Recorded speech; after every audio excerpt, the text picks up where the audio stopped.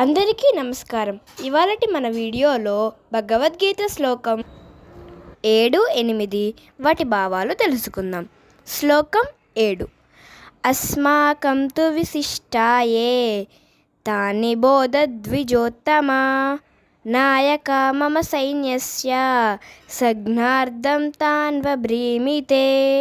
దాని భావం ఏమిటంటే, కానీ ఓ బ్రాహ్మణోత్తమ, నా సేనాబలమును నడుపట కొరకై విశేషముగా యోగ్యులైన సేనా నాయకులను గురించి నేనిప్పుడు మీ కొరకై తెలిపెదను. శ్లోకం 8. భవాన్ భీష్మశ్చ కర్ణశ్చ కృపశ్చ సమతింజయః అశ్వత్థామ వికర్ణశ్చ సౌమదత్తిస్తథైవ చ.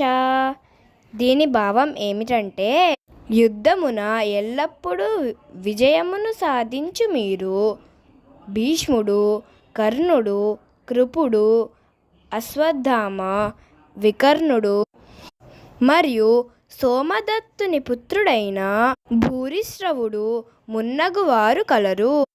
ధన్యవాదములు. మన వచ్చే వీడియోలో భగవద్గీత శ్లోకం 9, 10 వాటి భావాలు తెలుసుకుందాం. అప్పటి వరకు ప్లీజ్ కొంచెం సబ్స్క్రైబ్ చేయండి, షేర్ చేయండి, కామెంట్ చేయండి, లైక్ చేయండి. Please friends.